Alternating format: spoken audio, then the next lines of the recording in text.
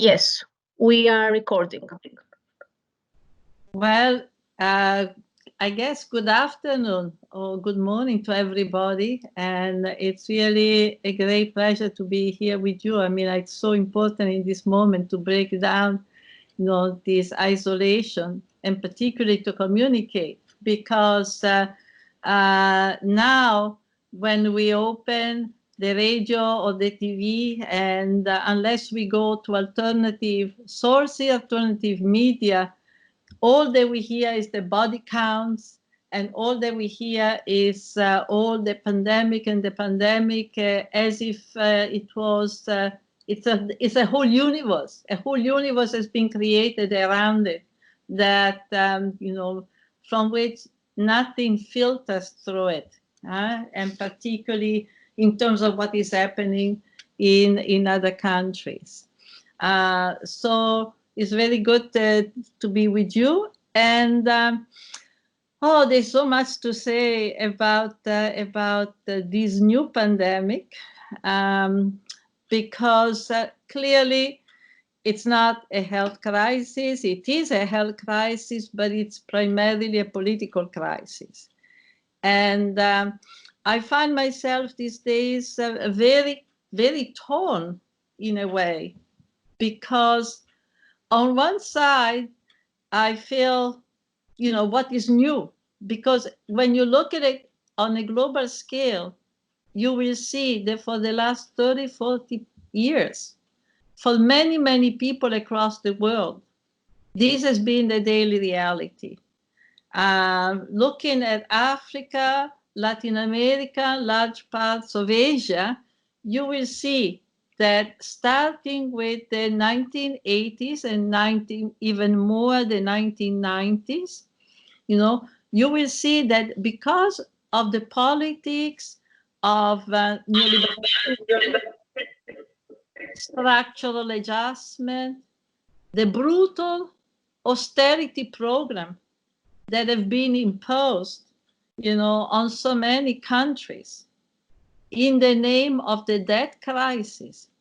And this already in the 1980s, because of this program, which meant the dismantling of the sanitary system, which meant massive unemployment and massive impoverishment, with all the consequences, the drop in the immunity system of people, poor nutrition, more exposure to all kinds of infection. So because of all of this, you will see that the history of the last 3 decades has been a constant history of epidemics. In Africa, you have meningitis, you have cholera, and then, Ebola. In Latin America, the Caribbean, swine flu, dengue fever, Zika, and avian flu. We could go on and on and on and on. And so in many ways, it feels like, well, this has been the reality. This is what this system has created. It's really a man-made crisis. It's a political crisis. And we can see it also in the United States. The novelty is that now it's happening on a global scale, and it's also happening in areas like Europe, United States. They had not been touched in a way. They had not experienced anything so severe. Actually, the sanitary system had collapsed in the United States as well, because so many services were cut. And in the United States as well, we had really a constant erosion of welfare program. So it's not that everything was fine. There is now a slogan that goes around, which is very good, which is, no, we don't want to return to normality, because normality was the problem. There is nothing normality, And so we have seen that in the United States, this epidemic has brought to the surface in a very magnified and clear way, has brought to the surface all the problems that were there. First of all, the social inequalities. the fact that normally, in fact, it's mostly Black people and Black women who die, migrant Black people or people in jail, right, who are denied any form of real medical care, and they have a higher rate of mortality. And this, in fact, is happening now in the epidemic. Is fundamentally the majority of those who are dying are precisely concentrated, in area with people of color, migrants, right? And in addition to the inequality, really the fact that, with this phase of capitalist development in particular, capitalism has always been, destructive of reproduction, destructive of human life, and never, of course, in a uniform way, but always more intense, in region and people who are considered disposable, sacrifice zones and sacrifice people. In some areas now they use the concept of a sacrifice zone where they put their chemical industry. Well, there's always been sacrifice zone and sacrifice people. But the epidemic has now brought this to the surface. All the problem, the lack of services, the inequalities, the fact that, for instance, with the new dispensation of neoliberal agenda, they have dismantled, all those resources that would be there in case of an emergencies, right? So everything is just in time health, just in time production. So you don't prepare yourself, you do not stock up anything in order to maintain the prices high. And so the result has been here, levels of mortality that are incredibly high. In New York, we had for weeks levels of 800 people dying a day. And then you also see particularly struck not only the Black neighborhood, but also nursing home, the places where you have elderly people. Now it's really a decimation of elder people. So this is now, a turning point, I hope. A turning point both for the capitalist class and a turning point for us. Because we can already see that from their point of view, they are going to try to use this crisis as they have used every other crisis, including the hurricane, right, to carry out restructuring that have already been planned for a long time. Here we can think of Naomi Klein, the shock doctrine, right? Crises are very useful, capitalism. The capitalist class has been complaining now for many years that their profit rates are not enough.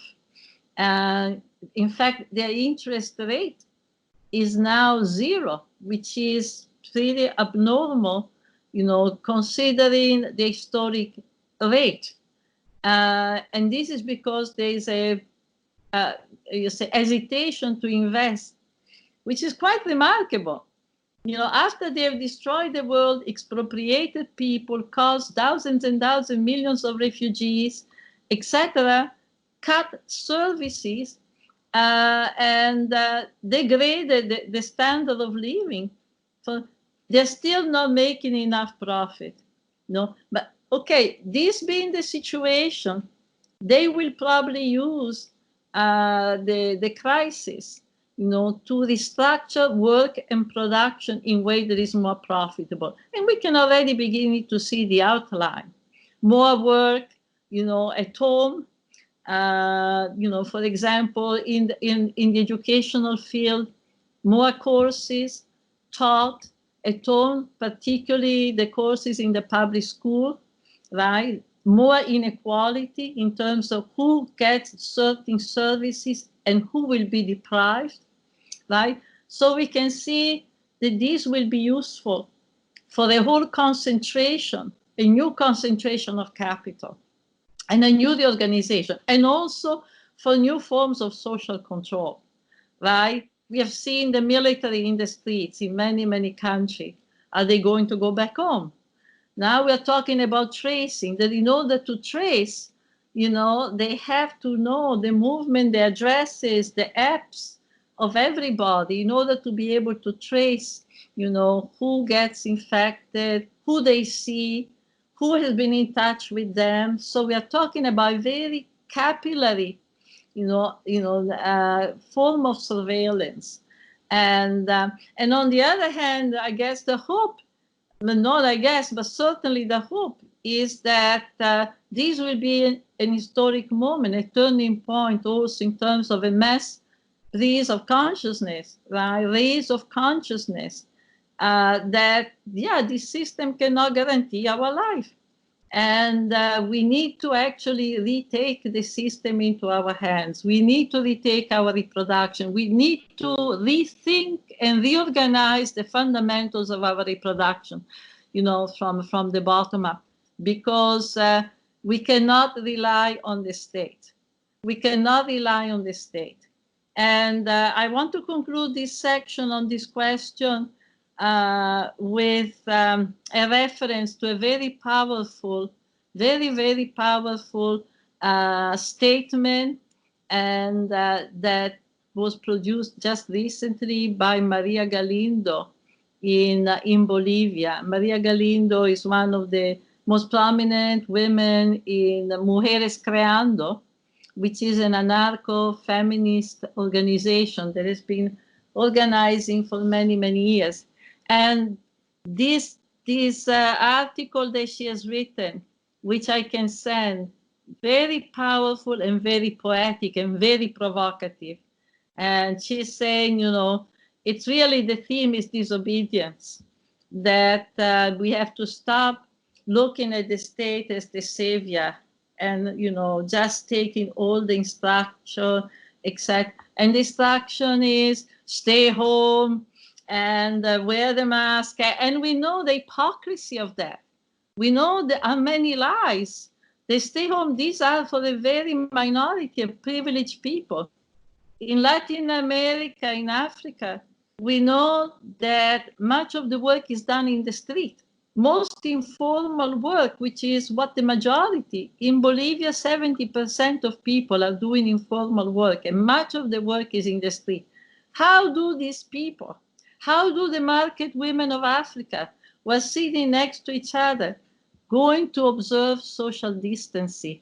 How do people observe social distances when we live in an apartment in which we are on top of each other because the rents keep going up and up and up? How do people social distancing in the refugee camps, in the jails? You know, so it's very clear that there is a whole population that doesn't matter for the system. They can die. What about the homeless? We have thousands and thousands of homeless people in all the cities of the United States. And now some of them, in some places, have been relocated in hotels, but many are out or in shelters where they are packed like sardines. So there's to say to people, social distancing, stay at home, and make it appear that it's a question of morality and responsibility. Be a good, moral, responsible citizen. This is almost a mockery. This is also a mockery because for the majority, this is not possible. So her argument is, no, we cannot do that because, this is a very disempowering. It's a very disempowering attitude when we just try to be like sheep and instead we need to see ourselves. We need to use our resources and to think, how do we organize and reorganize our reproduction in a way that enables us to cure ourselves and not also destroy our relation, not destroy our power, not be divided even more than we were before. The question of the body, and the question in particular of women's body, as usual, and here again, what is happening now, it's an exemplification of what is happening, always in every situation already, that all the crises are even more intensely felt, particularly by women. And, one important difference, for instance, is the question of reproduction, is the question of procreation. And we are seeing that the drama of that. Just one example, the drama of that, over the last few weeks, women who are pregnant, who now are forced to go to work because they are nurses, because they work in those who are considered the essential services, and the risk for them, it's immense, and the anguish and the agony. We also see, in this moment that women are even more impacted, because in many cases, if they work inside the home, for instance, right, the question of the double shift, the question of juggling two jobs, right, it's coming out even more intensely now, both for the women who have to go out every day to a hospital or to a shop or to a factory, and then have to come home, and all the problems that is creating, and for those who are at home, with the prospect that their jobs will be restructured on a home basis for probably years to come.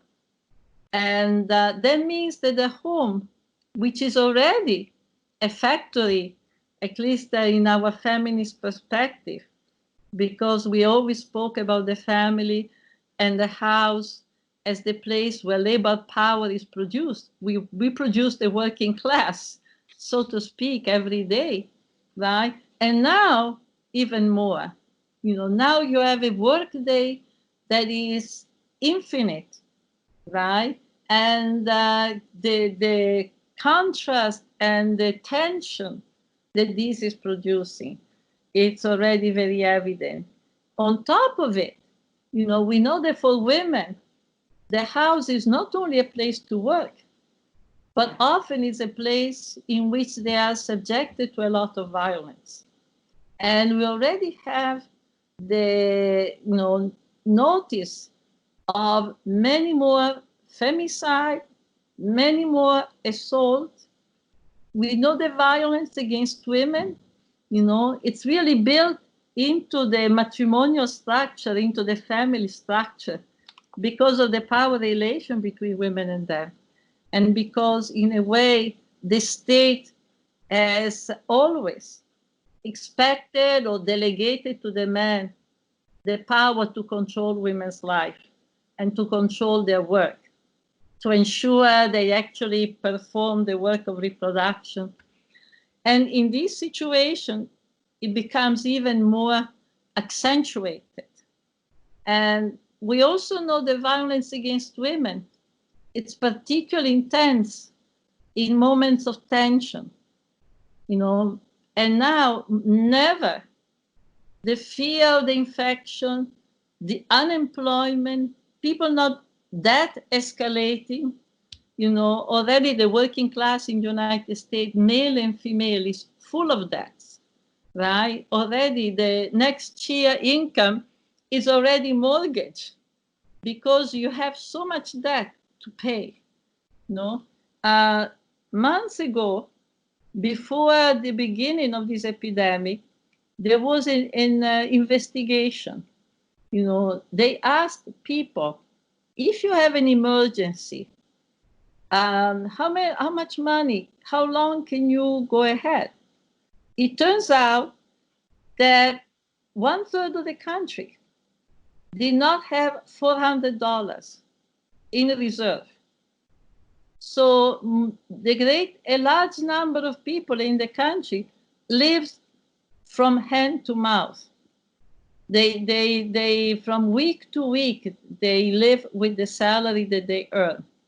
So now you can imagine what level of tension they are in a family, right? So the question of the body of women and the question of women as a crucial subject, the one who have to keep everything together.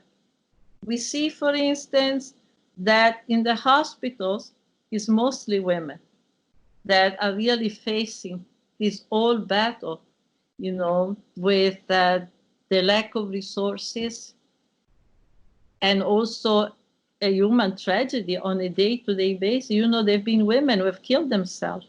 There have been nurses who have killed themselves because after days and days and days of seeing people dying, of seeing so many people dying and dying alone without their families, that has also been something very cruel. Not to allow families, for example, to go to visit people in the nursing home or in the hospital. You know, the visit that the families make to the nursing home and to the hospital are also a form of control, are also a way of understanding what is going on and bringing it back to the exterior.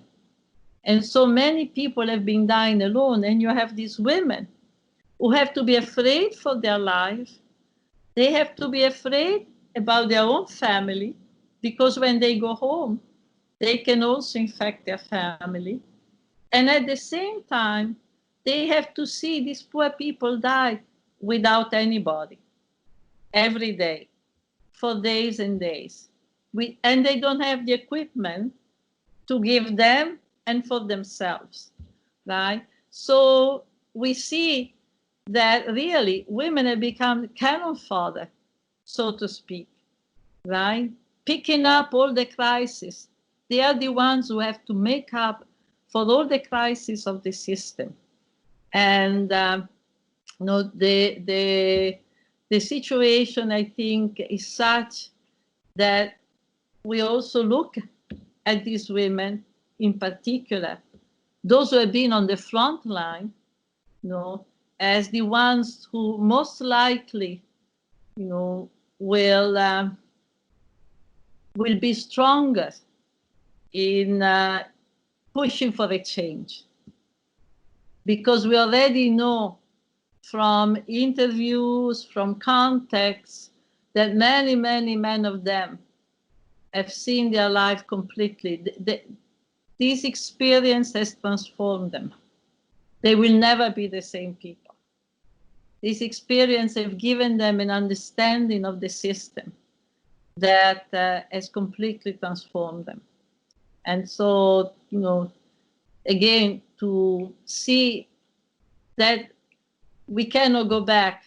It's not a matter of going back to where we were, but it's really a question of making the kind of change that this epidemic is now demonstrating to be absolutely indispensable, you know, to a lot of people. Now, in terms of the commons, right, I think that this is what everybody now is acknowledging, you know, that when we speak of retaking into our hands the system and the organization of reproduction, realizing that we cannot say, oh, the state, right, or capitalism, that, you know, if we are good, if we do all the proper things that they tell us to do, you know, we are going to have a capitalism with a human face that is going to, you know, take another leap and into progress. But if we realize that, in fact, you know, we have a system that, you know, still continuously, as part of its development, constantly eliminates people who really does not place the value of human life in any way at the center, right?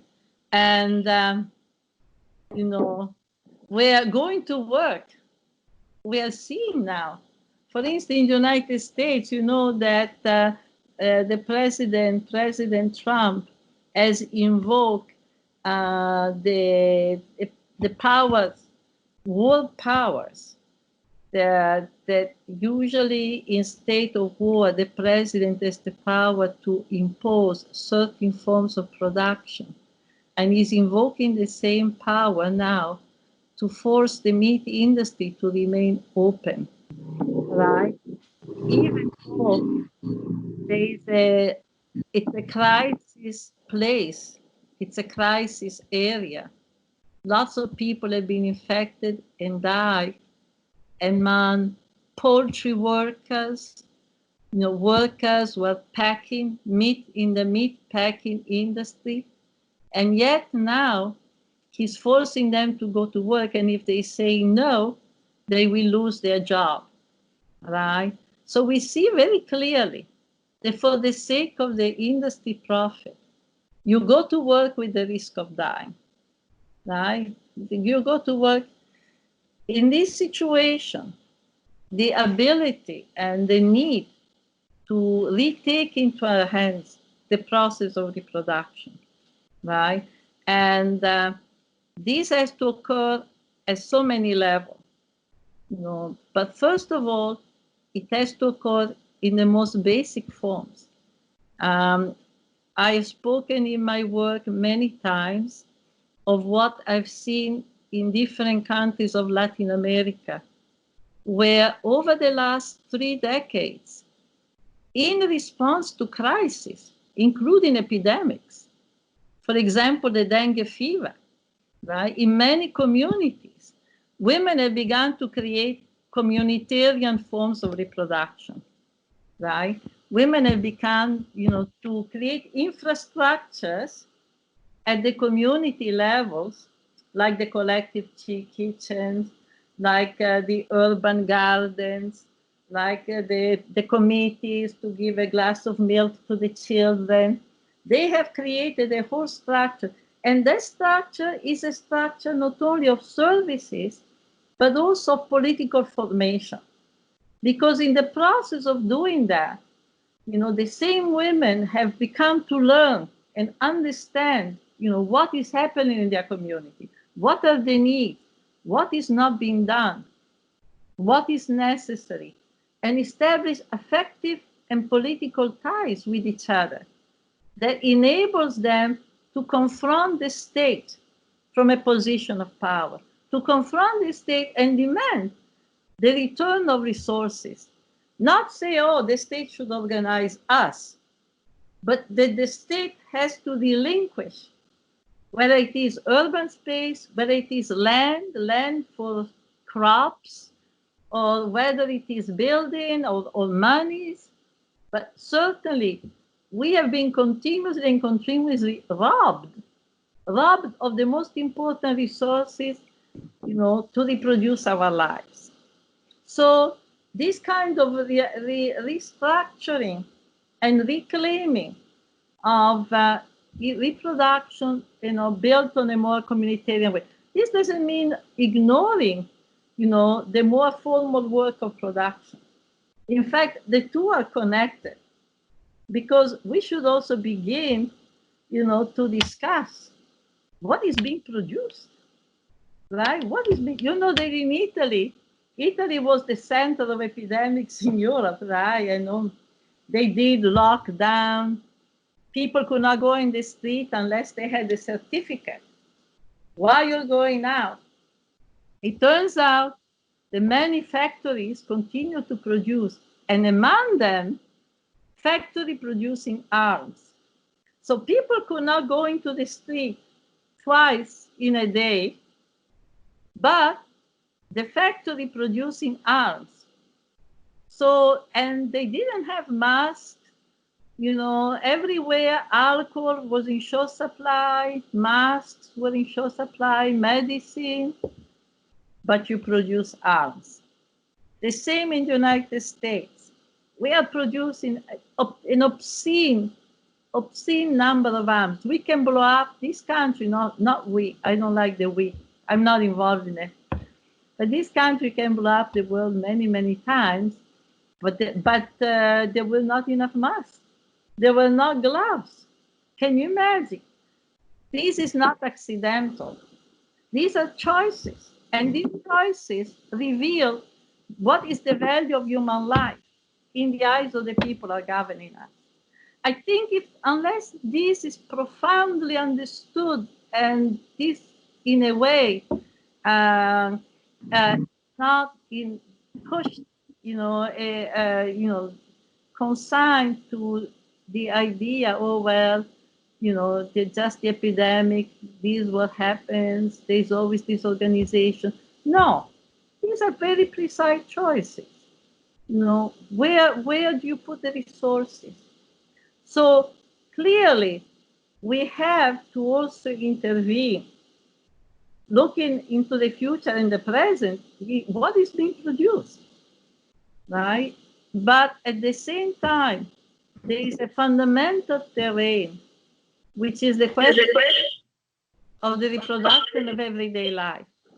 And this implies not only domestic work, not only sexual work, not only immediately healthcare, implies also agriculture, the production of food, the relationship with the natural world and with animals. We cannot have any longer places where you have 5,000, cows or 5,000 pigs all in the same place, and then fed with antibiotics, because obviously when they are 5,000 together, they are producing constantly diseases, right?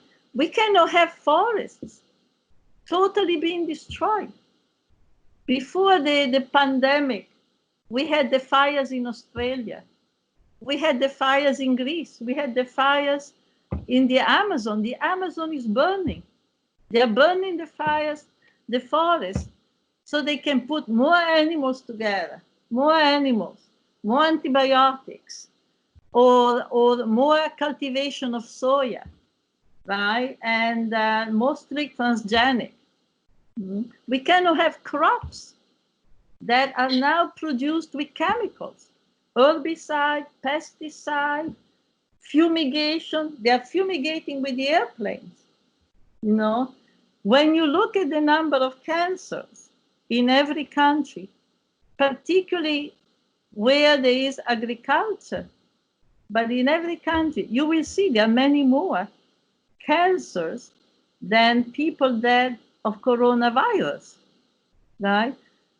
So we are talking really of a system that has been pathological, a system that has been death-oriented, that has destroyed life. There are many ways of destroying life.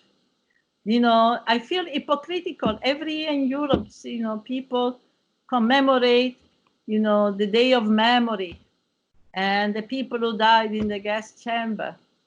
But, there's not only death is death. And I think it's very important to realize that there are decisions that are made, and everybody knows that at the end, people will die, except that they are much more hidden, and the responsibility is so much more diluted. And we have to begin to expose that too. Is not only the brutal, open way in which people are directly, eliminated, but those choices where it's very obvious. This, I think, is what we confronted. Because the kind of politics that we have seen in Europe and in the United States, the two blocs that are now shaping with China the world economy, the choices that we have seen over the last 3-4 decades, actually all through the history of capitalism. But to speak of the present, let's look at the last one. We can see that those choices are choices that already, anticipated the many people who died. already anticipated that many people die. You know, before the pandemic exploded, you know, we were talking about the refugees at the border with Turkey and in Greece. They were dying there in the cold. We're talking about mothers who saw their children in the morning holding their child frozen to death during the night. We're talking about the refugees at the border between Mexico and the United States who are also dying, and where there are concentration camps where children that have been separated by their families, you know, are located. You know, so I think all this, it's there. And we become so insensitive that we cannot do anything anymore about it, you know. But going back to the question of the commons, I think it's very, very, very important, because I think the powerlessness to resist and change something so obvious, such an obvious assault on human life, such an obvious devaluation of human life, you know, it's possible when people are feeling so alone, defeated, isolated from each other. And it's only when we bring together, when we reconnect our lives, not only ideologically, but we reconnect it in the day-to-day fabric, in the day-to-day making of our reproduction. Only when we do that, that we really create the power to resist. You know, you are in Athens, and I'm always thinking of Plato in the Symposium, right? The army of lovers, right? How we knew that when people love each other, there is nothing that will scare them, because love is a great demon. It's a great power. It brings you beyond yourself. It brings you beyond yourself. It connects you to gives you the strength to not worry about your life, because you're now connected to something more powerful. And this is the experience that comes from so many cultures that are not capitalistic. They don't have this terrible conception of life as individual, as isolated, you know, self-interest. This is despicable. Has to be said. It's very despicable. And you know, I'm very inspired by what people say in Latin America, right? The solidarity with the present and the solidarity also with the dead. That courage is not something that grows on trees. It grows out of the solidarity we feel with other people, including those who have died.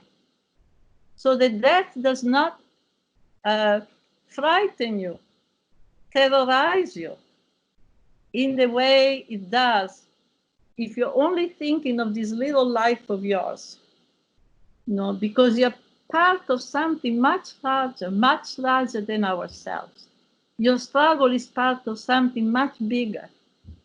And I think that reorganizing reproduction has to be on many, many, many levels. Whether it is agriculture, food, love, relationship, right? Memory, the memory of the places where we are, the connection with those who have come before us, right? Is to, you know, be hoped that this moment is a moment of great transformation. And in a sense, you know, a moment where we realize that the virus, the pathogenic element is capitalism itself. The pathogenic element is this fear that we have. The pathogenic element is the fact that we look at other people as enemies.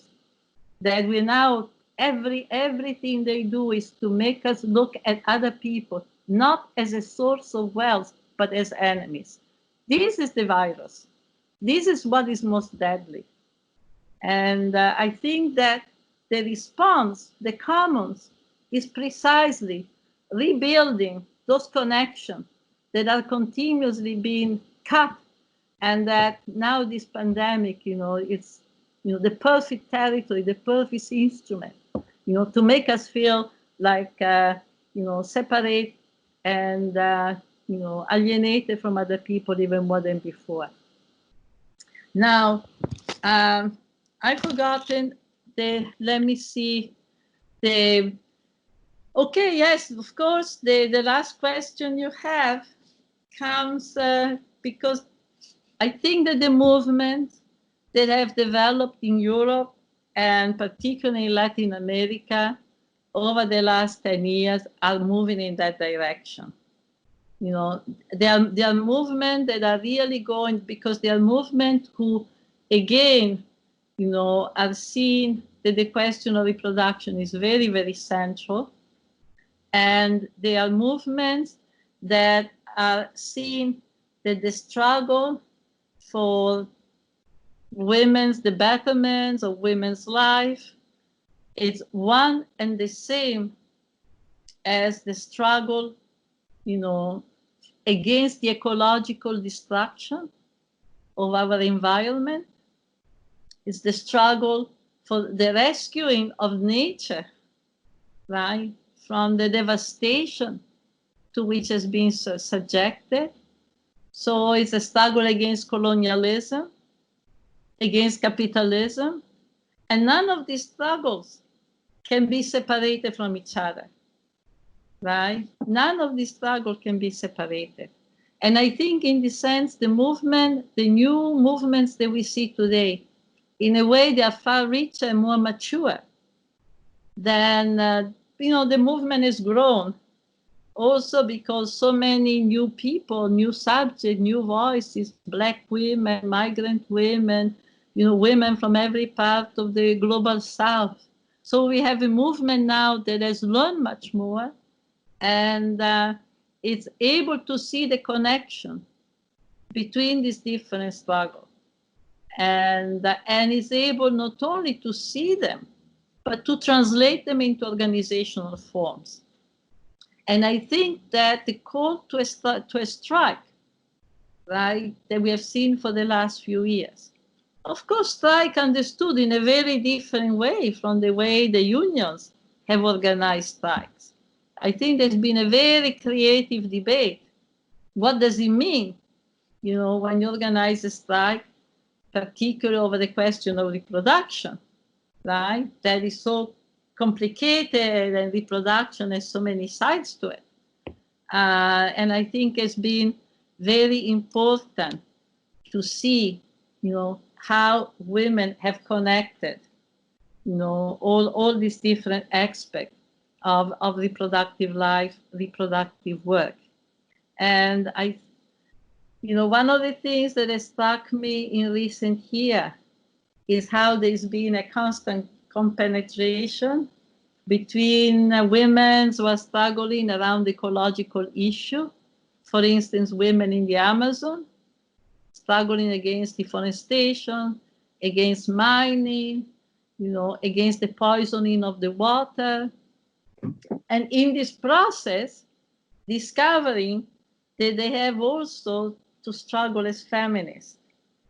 Because in order to struggle against deforestation or mining, often they have to struggle against the men of their own community, who don't see, maybe many, what a mine does to the water, what a mine does to the health. They may be seduced by a pay packet, the fact that the mining company brings some money. But the women know that the same mine poisons the water, cuts the trees, and this is the end of the community. So in the process of the ecological struggle, there is a whole feminist, development, consciousness, and vice versa. You have women organizations like Ni Una Menos, who are fighting against violence against women, etc., who also see that you cannot find around women's issues, feminist issues, unless you also deal with the very material condition of our reproduction. You know, the land, the procreation, urban space, the organization of informal work, etc. So there is a coming together of different movements that I think is very powerful. And at the same time, they're becoming clear that women are really leading now. They are the driving force, you know, of the resistance to these new, very destructive forms of capitalism. And importantly, they are the driving force in the social transformation that is taking place and has to take place. Because we cannot change, go beyond capitalism unless we also create immediately, you know, through the presence, you know, something new, something different.